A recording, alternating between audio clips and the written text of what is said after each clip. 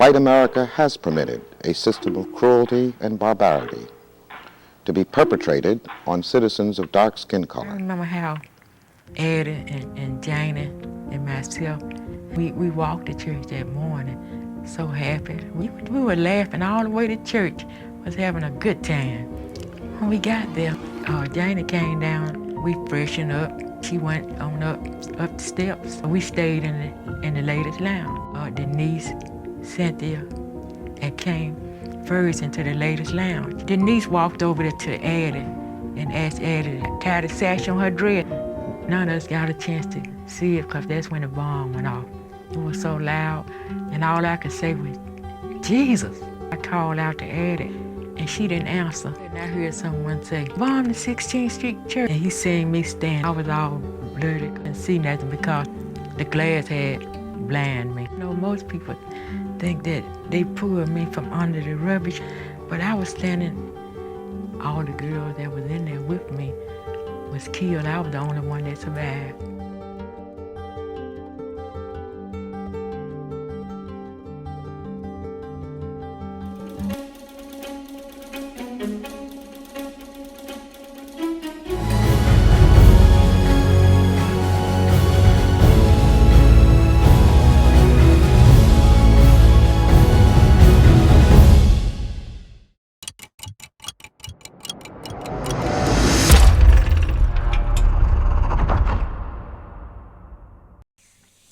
Hello, everyone. Thank you for stopping by and listening to this video. I was just thinking as I was doing a little research for the video, when like in recent years when a massacre happened around this country, usually when, you know, white men go into grocery stores and elementary school, the media will talk about these massacres as if it never occurred in the history of this country.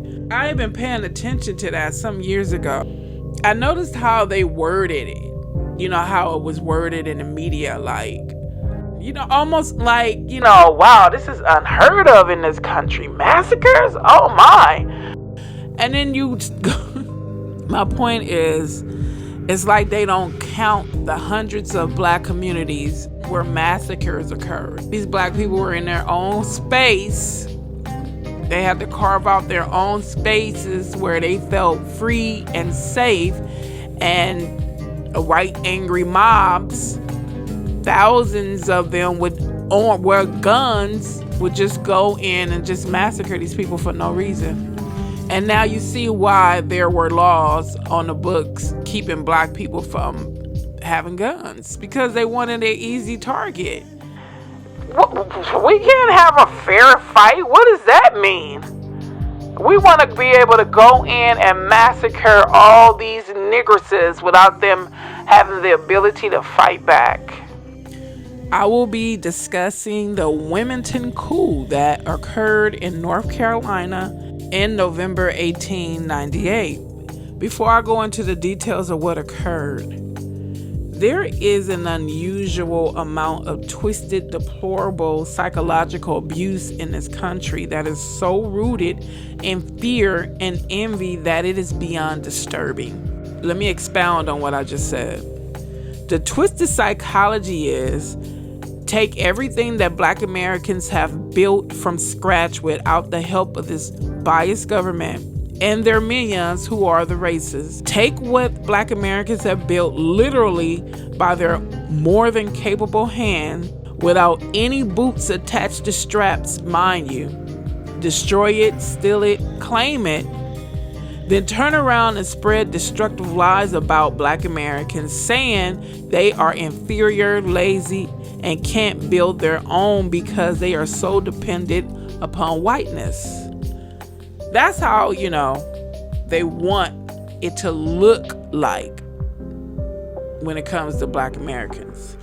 The fear is letting it be clearly seen just how brilliant, independent, and tenacious those called black Americans really are.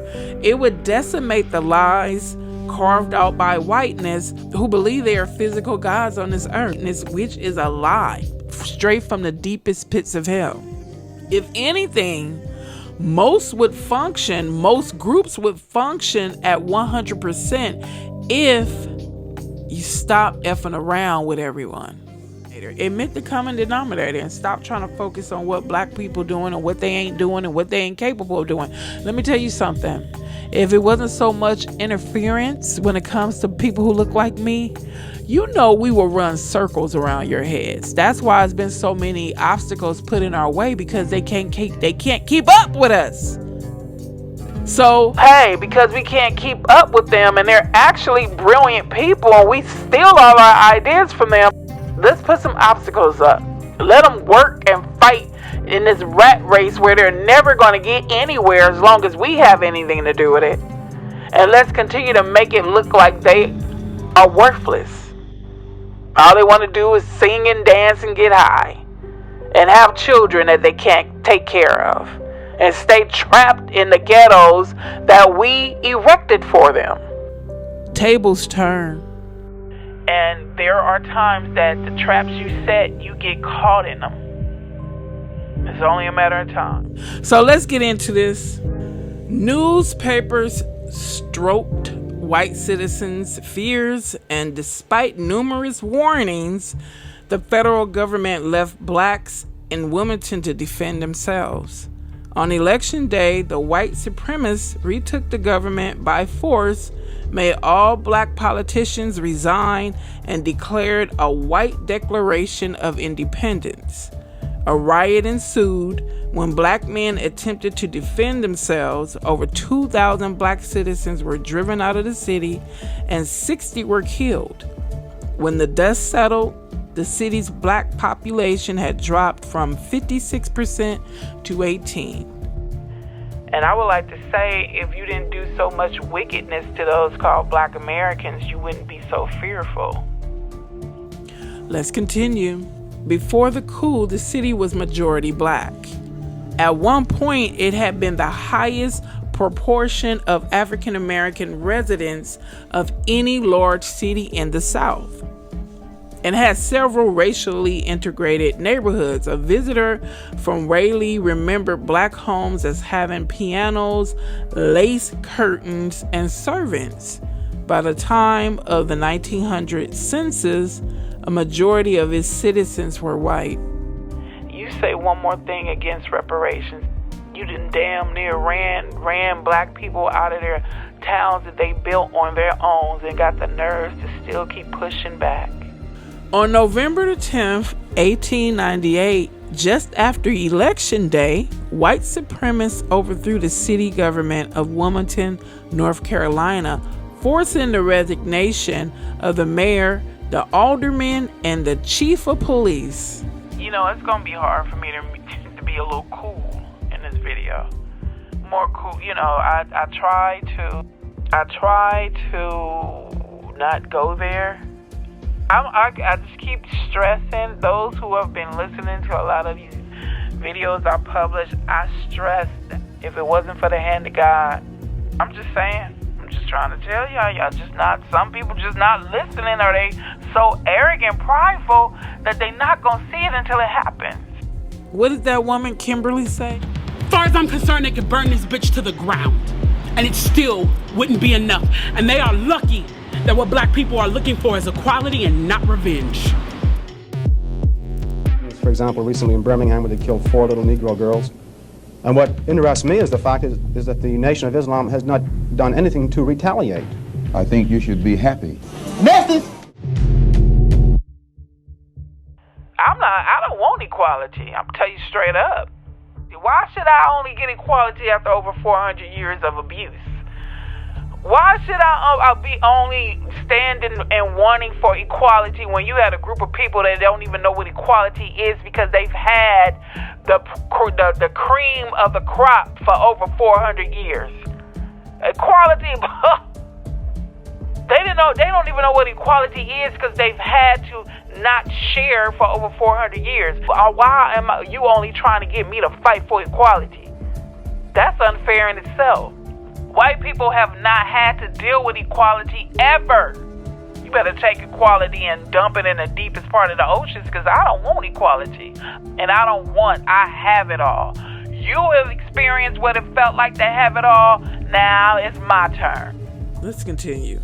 A mob of white people burnt down the office of an African American newspaper and killed an unknown number of black townspeople.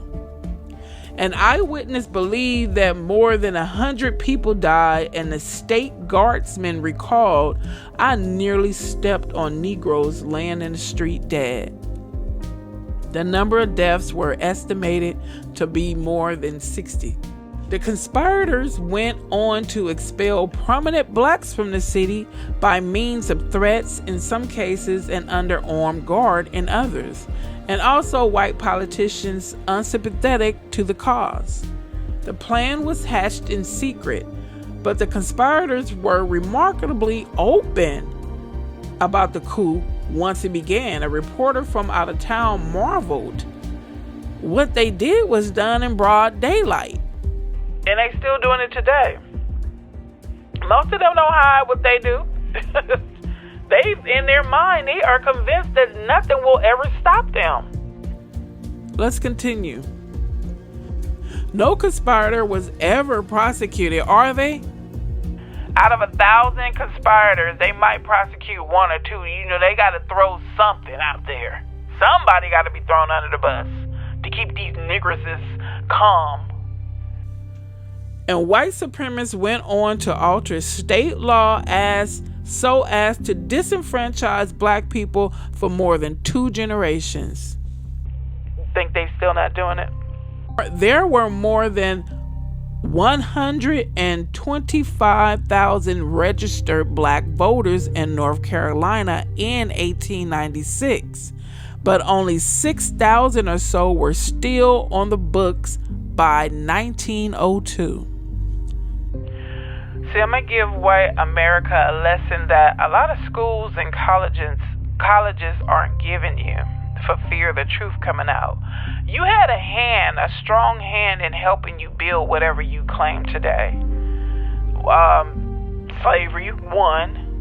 2, the towns and cities that were stolen. Thriving, rich, successful black communities that were stolen. And you took it over and built on top of it. See, you had a hand in building the wealth that you hoard today. Easy come, easy go. Let's continue. In Plato's Republic, Socrates proposes the concept of the noble lie, a fable that, though untrue, could inspire citizens to virtue and make them care more for the city and each other. But what about the reverse? Something all too true that might embolden bad actors to harm the state and their fellow citizens. In Wilmington, the victory of racial prejudice over democratic principle and rule of law was unnervingly complete within the lifetimes of those who experienced the coup. The arc of history that passed through Wilmington in 1898 didn't bend toward anything close to justice. That's how it is in this country. They'll break all kind of laws to come against black folks. The laws are invisible when it comes to black folks. Let's continue. In the political arena, tensions were rising as the dominance that Democrats had enjoyed for decades waned. Since Reconstruction, the party had won elections by harping on its history of thwarting federal attempts to grant rights to blacks.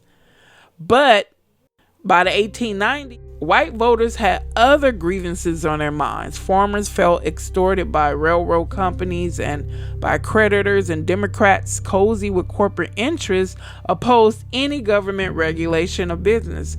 Voters defected by a new party, the Populists, which allied itself with the Republicans, at the time still the party of Lincoln, and committed to equal rights for blacks, to form the so-called fusion ticket. In 1894, fusionists swept state and county elections, and 2 years later, North Carolina elected its first Republican governor since the end of the Reconstruction. Once in office, fusionists restored political power to African Americans by making elections more fair, decentralizing control over them, and reducing obstacles to voter registration. And as I was reading that part, I thought about how elections have been in the past, how I've talked to countless black people, and, you know, after the outcome of a vote, things didn't turn out the way black people anticipated. And then, you know, you talk to a plethora of black people and they'll be like, nah, I didn't vote. I voted against that, or I voted for this. And then you be like, well, damn, all these black people said they didn't vote for this. How did it come? You know, it just was suspicious to me. So when I read this part where they had a Republican, they gave the power to black Americans to have fair elections. I just thought about that. So I'm like, okay, well, a lot of black people always talk about how they voted for certain things and then it turned out to be the opposite. You get what I'm saying? You don't have to be a rocket scientist to understand what I'm trying to say to those who are listening. Let's get it. I'm telling you, this article just got me. Did you know the state of Georgia fined individuals $500 when they were caught teaching a slave or free black person to read? In 1829, the fine for teaching an African-American slave or free person was raised to an exorbitant sum of $500. This figure was far higher than many other states. For example, the fine was $100 to $200 in North Carolina. This law applied to slave and free blacks. Even a father could be fined for teaching his own child to read. This law was influenced by a pamphlet written by David Walker titled Appeals to the Colored Citizens of the World. This one pamphlet did more to scare white enslavers than any previous literature. Supposedly 50 copies of Walker's appeals made it to Savannah, Georgia. And this was the event that caused the legislature to create such a stiff fine for teaching slaves to read. Walker talked of slaves rising up like the great Hannibal and mercilessly killing their white oppressors. It was ludicrous, but the more you know. Let's continue. In 1896, a black Republican, George Henry White, beat a Democratic incumbent to become the only African-American congressman at the time, and voters also sent black politicians to the state assembly and the state senate.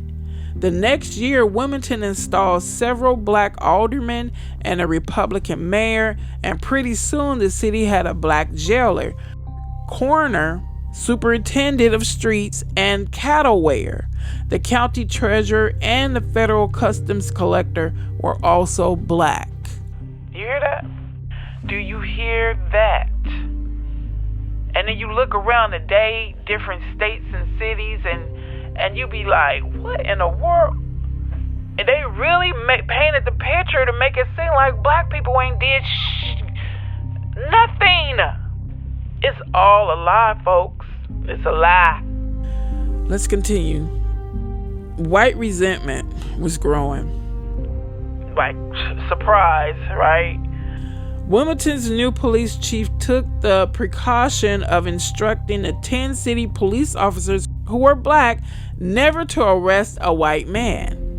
The office holders who were black, compared with the proportion of Wilmington citizens who were also tiny, still, Negro domination became a powerful talking point for Democrats because even progressive white politicians were not ready to make the case that it was desirable to have black people in office. I would like to ask black folks, you really, when you flipped from Republicans, and I understand why you did, you really think that Democrats, their mind frames changed? Did they really for you? You really believe that, or you convince yourself to believe that? Let's continue. The best defense that the Republican governor, Daniel Russell, was willing to offer was that out of the more than 800 people he had appointed to office, only 8 were black. Still doing the same damn thing today. Black people, all this time you've been dealing with these crooked, demagogue, white politicians. Why didn't you start your own party? All the fighting you've been doing for over 400 years, you couldn't muster up more fight in you to start your own politician, because you know it would have been a fight. You should be used to fighting by now. So regardless of the fight you had to do, why didn't you start your own political party and stop voting for these demons that use you and then dump you? Let's continue. When the Democrats launched their 1898 campaign season at the party's state convention in May, they made a so-called Negro domination the burden of their song, as Helen G. Edmonds put it in a pioneering history of black political participation in North Carolina and the backlash against it. She made it metaphorically. But there really was a song, the lyrics which Zecchino reprints, called on proud Caucasians to rise and drive this black despoiler from their state. The state chairman of the Democratic Party tapped the editor of the Raleigh News and Observer, Jophesus Daniels, to head an anti-black propaganda campaign. Daniels' paper ran provocative headlines: "No rape committed, but a lady badly frightened by a worthless Negro," and wrote luridly about a white woman who had died trying to abort the child of her black lover. In an editorial cartoon, a black vampire, its wings emblazoned with the words "Negro rule" extended claws toward fleeing whites. The Democrats would believe almost any piece of rascality, Daniels later recalled in a memoir. "We were never very careful about winnowing out the stories. Newspapers across the state joined in, and a national magazine reported that a black man had fired into a trolley car and that black cooks were hinting that they might poison their white employers." I want you to raise your hand how many black folks believe that the media has changed, that they still aren't sending out poisonous, tainted messages against black folks. Just raise your hand to yourself. Nobody else has to know. Let's continue. Sometimes a news item about a small misunderstanding between whites and blacks would hopscotch from paper to paper across the state, further exaggerated in each retelling until it was reprinted in the paper where it started, unrecognized as if it were a different story. The Democrats issued a handbook identifying America as a white man's country. I don't understand that. Oh my God, how? That's some serious demonic delusion. Let's continue. And organized more than 800 white government union clubs whose constitution called for the supremacy of the white race. Come November, the clubs were to provide manpower for challenging black voter registrations. When Wilmington's Democratic Party chair, George Roundtree, gave a speech to one of the clubs, even he was taken aback by the members' racist zeal. They were already willing to kill all of the office holders and all the Negroes, he recalled. Statewide, Democrats were looking forward to a landslide in November, but in Wilmington, the next municipal election wasn't until the following year, and the city's whites were impatient to regain power. So they planned a coup. For a period of 6 to 12 months prior to November 10th, 1898, the white citizens of Wilmington prepared quietly but effectively. A Democratic newspaperman there later wrote, preparations were directed by two networks of elite whites, the Secret Nine and Group 6. The groups were known to history only because in the 1930s, Harry Hayden, an amateur historian with white supremacist sympathies, interviewed surviving participants and recorded their side of the story in a self-published pamphlet. According to Hayden, the Secret Nine set up a system of nightly patrols run by volunteers. Each block was assigned a lieutenant. Each of the city's 5 wards were assigned a captain, and atop the chain of command stood a former Confederate colonel who had once led Wilmington's branch of the KKK. The city might have been preparing for a siege instead of an election, a visiting reporter wrote, much impressed. The justification for the patrols was the threat of a violent uprising among the city's black population. These rumors of white populists sardonically recalled alarmed everyone but those who were behind the plot. One white woman in Wilmington dismissed the patrols as a perfect farce, commenting that in the run-up to the coup, blacks were almost obsequiously polite. But as the rumors spread, whites in Wilmington bought guns enough to equip an army division. Who owns the most guns in this country? One reporter estimated Zucchino has discovered that in the 5 weeks before the coup, a single hardware store sold 125 rifles, more than 200 pistols, and nearly 50 shotguns. Merchants refused to sell guns to blacks, and not too many blacks already own them. Those who was listening to my other videos, what did I implore you to do? Stop acting like dumb sheep. But then when it comes to people who look like you'll raise up real quick. Let's continue. When 2 black men tried to order pistols and rifles direct from an out-of-state manufacturer, their request was forwarded to Josephus Daniels newspaper, which then ran a story headline, "The Wilmington Negroes are trying to buy guns." There was one Wilmington newspaper, not in the service of the Democratic Party, the Daily Record, a broadsheet that claimed to be of the Negro, for the Negro, and by the Negro. It had been established 5 years earlier by Alex Manley, a former house painter who ran it with his 3 brothers. Few editions of the paper have survived. David Bryan Fulton, in his novel about Wilmington, wrote that the paper exposed unsanitary conditions in the African American ward at the city hospital and advocated for better roads. The fragments that remained were recently pieced together by the Third Person Project, a group of North Carolina writers and history buffs, and reveal an outlet for mostly local stories: a clergyman's birthday party, the theft of 14 chickens from a coop, political skirmishes over the apportionment of government jobs, along with household tips, cold eggs froth most readily, and reprints of national news stories and short fictions. In the summer of 1898, however, the Daily Record plunged into controversy.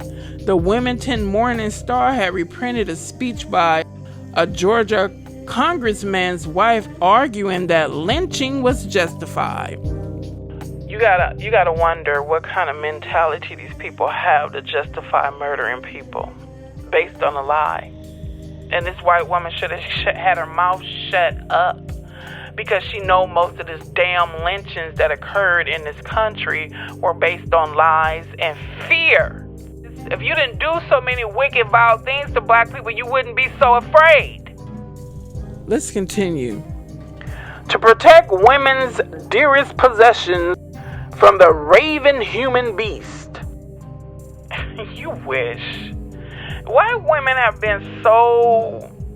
How can I say it?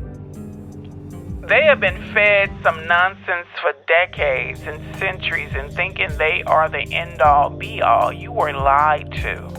It was all a game that white men played to continue to keep abusing and trying to decimate black men by pretending that white women were the end-all, be-all, and that justified the reasons they had in psyching themselves out to do the most horrendous, brutal things to black men and women. It was a lie that you fed into. Because when you look around this world, you know damn well you are not the end all and be all when it comes to women. You know this. That's why you're so envious and intimidated by black women.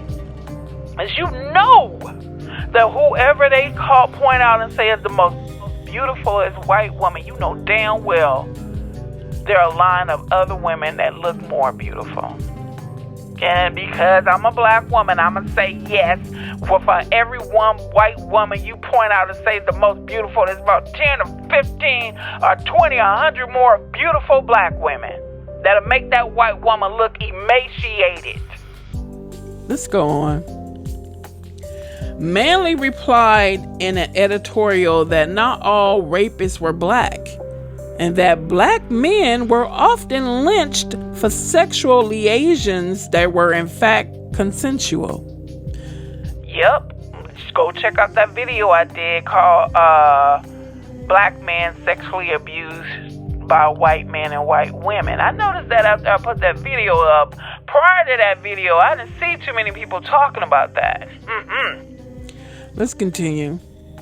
Flouting one of the South's most explosive taboos, he wrote that white women are not any more particular in the matter of clandestine meetings with colored men than are the white men with colored women. Manley himself was strikingly handsome, and his complexion was so fair that even one of his sons admitted to wondering about his ancestry. So there may have been a bit of personal flourish in his assertion that many lynched men, far from being as burly and black as newspapers made them out to be, were sufficiently attractive for white girls of culture and refinement to fall in love with them.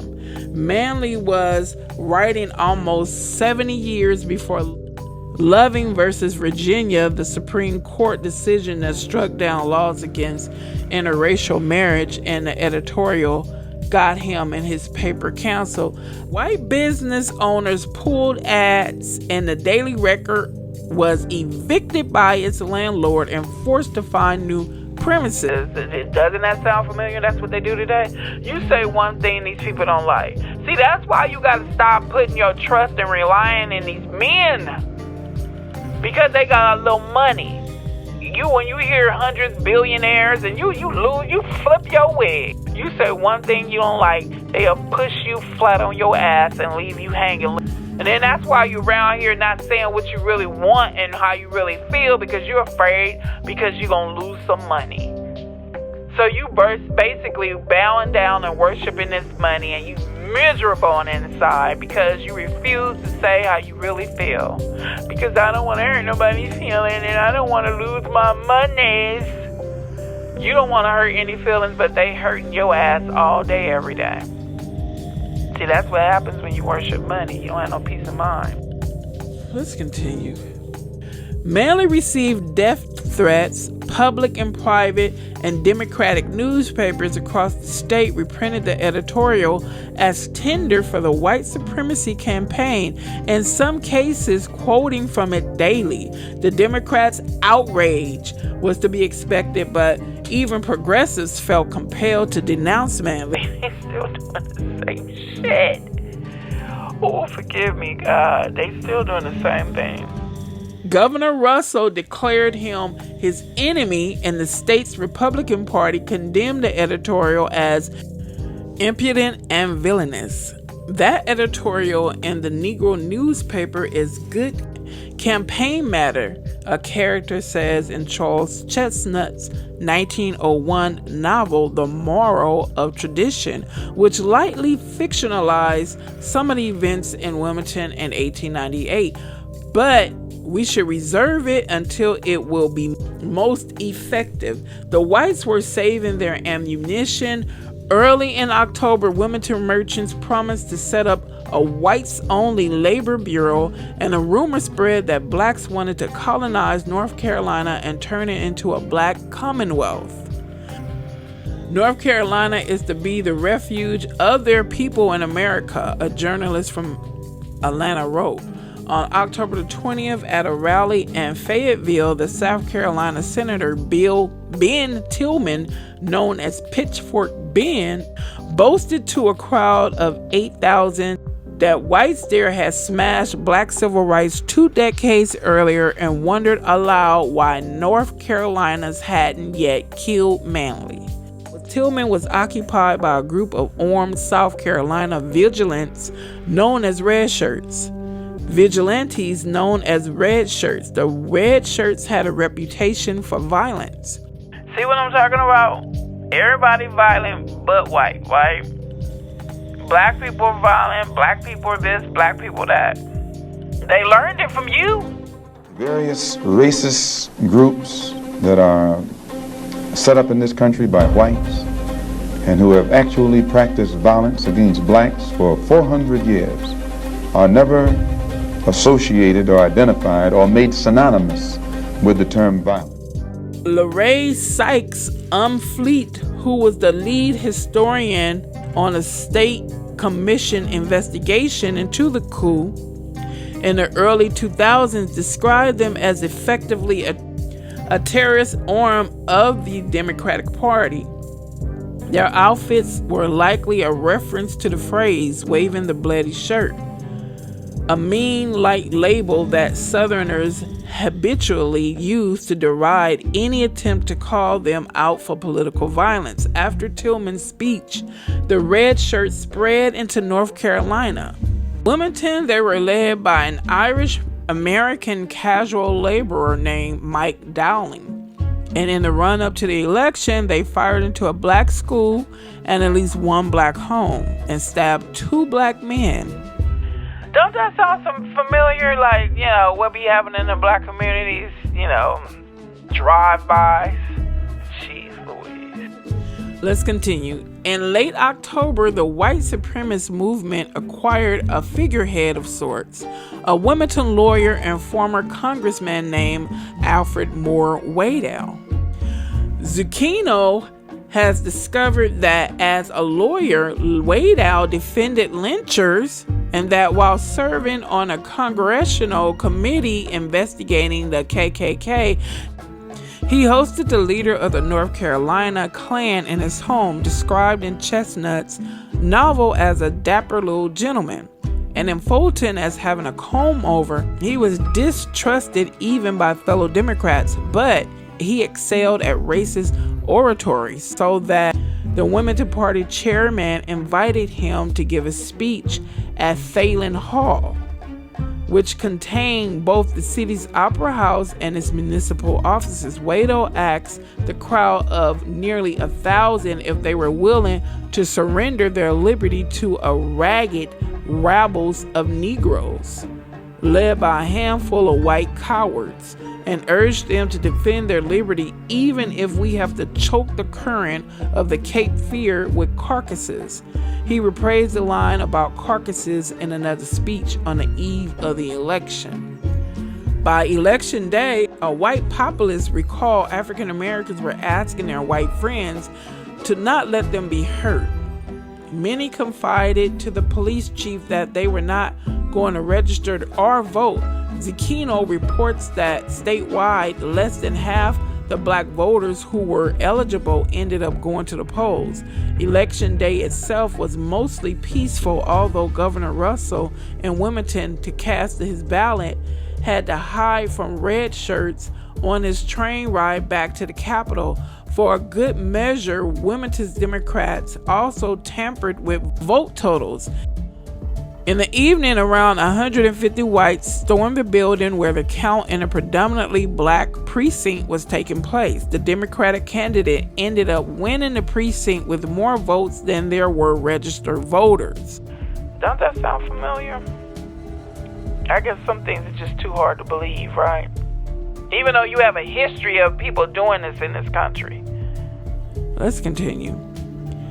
It wasn't until the morning after the election, November the 9th, that the brashest part of the conspiracy was put into action. The Secret Nine placed a notice in the Wilmington Messenger, "Attention white men. conveying a meeting at the courthouse. Both Waddell and Roundtree, the Democratic Party chair, later claimed to have been surprised by the announcement, and they might have been. Neither was member of the Secret Nine or Group 6, and the conspirators may have been keeping Waddell in particular at arm's length. But at the meeting, it was Waddell who read out the statement that the Secret Nine had prepared. The Wilmington Declaration of Independence, as it came to be known, proclaimed that whites had the right to end the rule of Negroes because they paid 95% of property taxes. Did you know there was an enslaver named W.H. Brisbane who was a respected planter living outside of Charleston, South Carolina? He inherited his family's plantation and slaves, reaping all the benefits of great land and free labor. Much like any other South Carolina at the time, W.H. Brisbane bought into the beliefs of slavery being supported by the Bible. He even wrote his own articles in a local newspaper about how slavery was the key to Southern economy and inherently a necessity. While speaking in Ohio, Brisbane read his first true anti-slavery pamphlet. In his own words, the pamphlet produced a powerful effect on my feelings, and I began to doubt the correctness of the views I had. In South Carolina, abolitionist views were looked at as blasphemy because all children were brought up learning that African Americans were inferior and servitude was a gift to them. It resolved to hand over black people's jobs to whites, to shut down the vile and slanderous Daily Record, and to banish Manley, the mayor, and the police chief. Some 450 whites signed the declaration, and most of them weren't the poor whites, often blamed for racist outbreaks. A historian who researched the occupants of the signatories found that of those she was able to trace, 85% were middle or upper class whites. That spoke, I don't even have to comment off that. Let's continue. Waddell was chosen to act as chairman of the meeting. That evening, he summoned 32 prominent African Americans, read them the declaration, and demanded a reply by 7:30 the next morning. The black leaders conferred in a barbershop, and one of them, a lawyer, wrote a reply. A surviving draft disavows responsibility for Manley and promises to use our influence to have your wishes carried out. In fact, as some of the men probably knew, Manley had already fled the city, reportedly having been given some money and the white patrol's watchword by a white friend. The way to Waddell's house was guarded by the whites' armed night patrols. So instead of delivering the letter by hand, the lawyer dropped it at the post office. It didn't reach Waddell by the early morning deadline.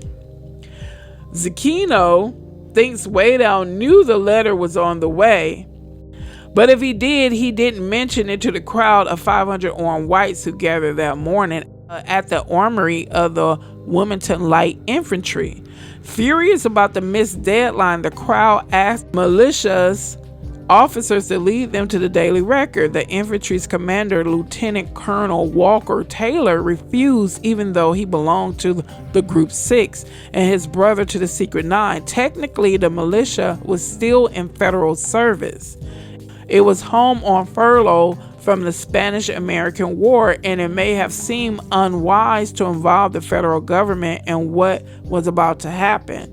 While Colonel Taylor telegraphed capital, situation here serious, Waddell, Dowling, and a few others took charge of the crowd, which soon swelled to 1,500 men. They were workers, but there were clergy and lawyers as well.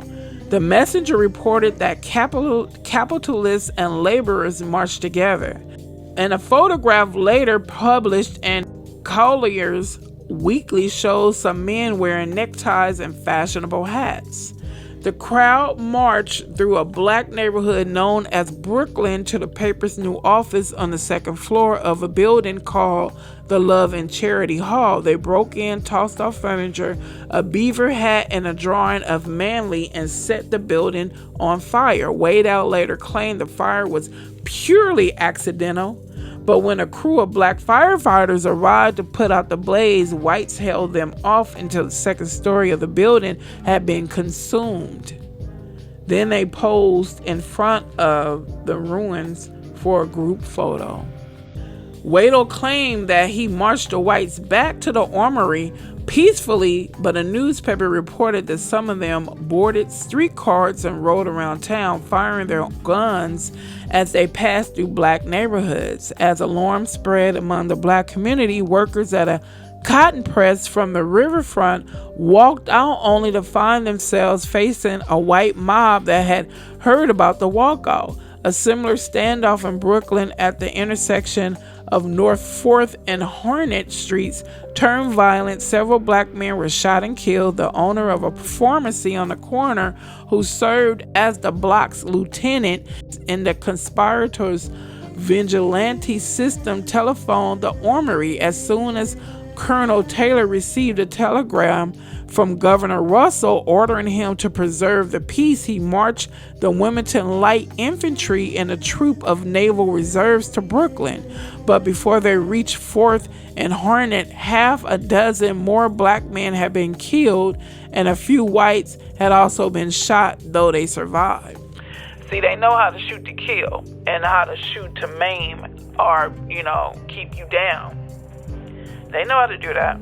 Preserving the peace is not quite what Taylor's militia did. Zucchino judges harshly Russell's decision to give a committed white supremacist unchecked authority to unleash state troops against black citizens. En route, an officer told the men, "I want you to shoot to kill." When the militia crossed the bridge that led into Brooklyn, it opened fire on a group of blacks whom it perceived as a threat, killing an unknown number, perhaps as many as 25. Militiamen trained horse-drawn rapid gun fires on black churches as they searched them for weapons. There weren't any, and shot a black man as he fled a dance hall where they were going to make arrests. There is also evidence of killings by whites, which the militia witnessed but did nothing to halt. In a letter, one of the militiamen described watching the death of a black man who was believed by the mob to have shot at a white. The crowd of citizens who had him said go, and he hadn't gone 10 feet before the top of his head was cut off by bullets. It was a horrible sight. At a certain point, it becomes hard to draw a line separating the actions of Taylor's troops from those of Wade's citizens, or between the actions of either group and those of the red shirts. This confusion of responsibility may have been by design. Not certain from the historical evidence that the conspirators specifically planned arson and killings, but it is clear that the climate created fomented arson and killings, and that the arson and killings helped accomplish their white supremacist aims. That afternoon, Wadle commanded Wilmington's mayor, police chief, and aldermen to report to the city offices Talion Hall, which were soon overrun with white rioters. The mayor resigned. The police chief briefly tried to hold out for the salary he was owed, but after a warning that his personal safety could not be guaranteed, he resigned too. The aldermen resigned one by one so that as they went, the remainder would elect a white supremacist replacement state. Two of these members of the Secret Nine delayed their swearings in. They had been tasked with overseeing nearly 50 banishments ordered by the Secret Nine, including of the former mayor, the former police chief, and a number of black community leaders whom Wadle had summoned the previous evening. They seem to have thought it prudent to keep a little legal distance between themselves and the city until the dirty work was done. There was no delay, however, about naming Waydell the new mayor. See how these white politicians got the goons, the minions, the illiterate to do their job for them, and then they'll stand back. Watch what this dude try to do after this. Listen. As soon as the violence began, black residents fled to woods, swamps, and cemeteries on the edge of the city. The roads were lined with them, some carrying their bedding on their heads and whatever effects could be carried. A journalist wrote, "They camped outdoors for days." Waydell boasted in Collier's Weekly that as the new mayor, he sent messages to those refugees, assuring them it was safe to return. He said, too, that the night after the massacre, he had personally prevented the lynching of blacks held in the city jail by calling in the militia and staying on the scene himself until dawn. Once in office, he was, after all, a sworn officer of the law, he explained. But he had trouble taping down the mob behavior he had encouraged. His first declaration that armed volunteer patrols were no longer allowed in Wilmington was ignored. This fool caused all this confusion, helped orchestrate all this confusion. This idiot had the nerves to say that there were no guns allowed in the city any longer. And them idiots that followed him was like, you out your damn mind. Let's continue. So was his second declaration was ignored. African Americans were not taken in by his blandishments. One of them wrote an anonymous letter to President McKinley protesting that the man who promises the Negro protection now as mayor, who in his speech at the Opera House said that Cape Fear should be strewn with carcasses. People did return to their homes after a few days, but in many cases it was only to settle their affairs before leaving for good.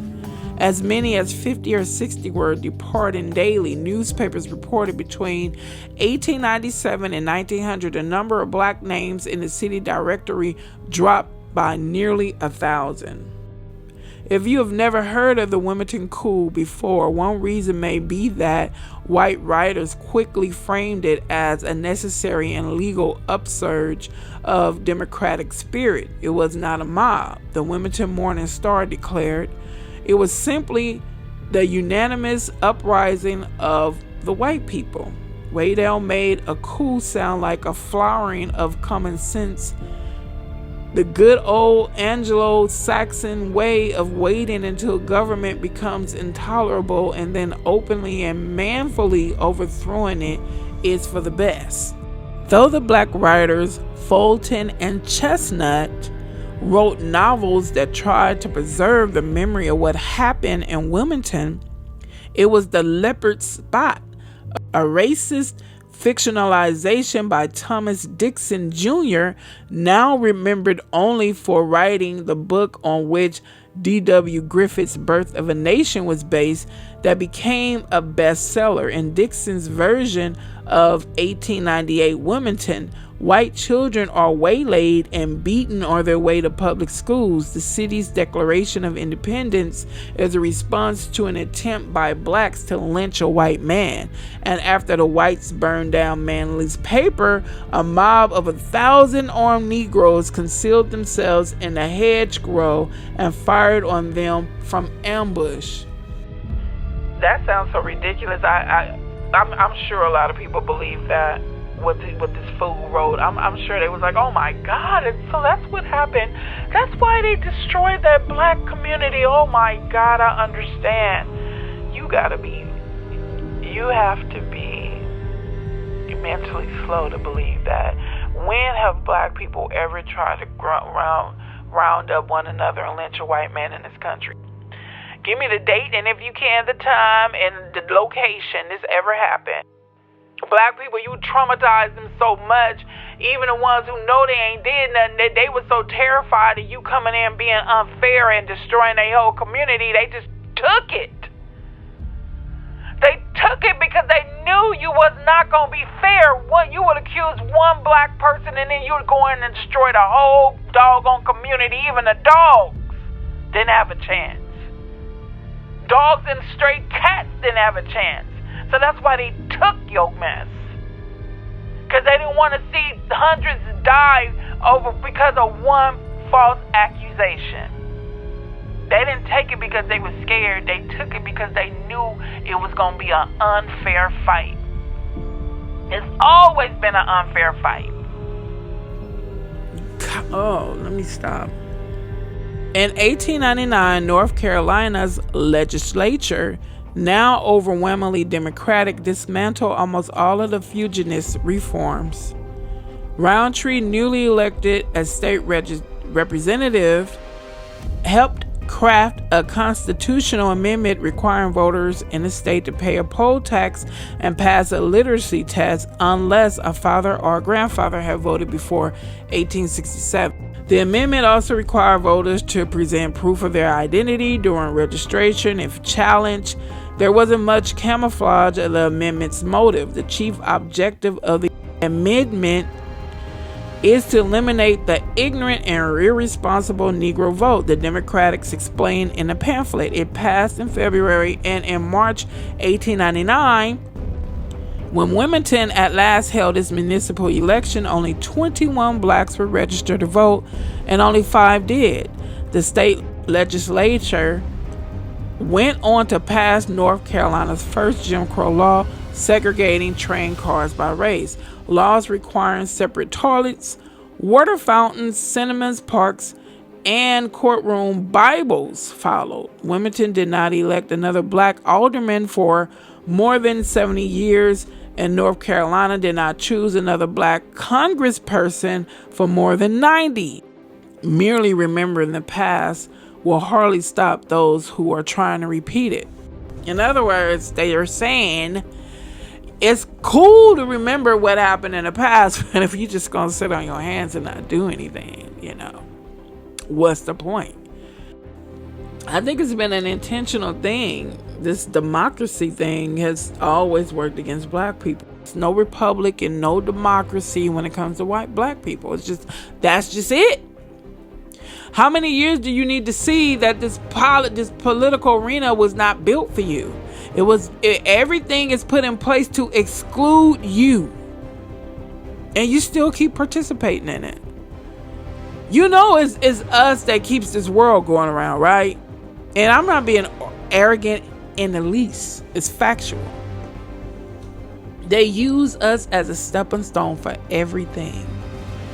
And then once they step on you to get where they need to be or want to be, they kick your ass out the way. The injustices that have been forced on our community is unbelievable. And like I've said, and I'm gonna keep saying, it's miraculous that black people are still here. It's miraculous that black people are still here. Why you think it was massacres? Ask yourself that question. Why? They already had it systemically put in place where they controlled damn near everything. Why did you have to massacre black people when you knew you held the reins for everything? So why did you have to continue to kill black people? What was the need? If you control damn near everything, why did you have to still keep killing black people? Does anybody ever ask that question? So, thank you for your time. Appreciate your support. Have a good day.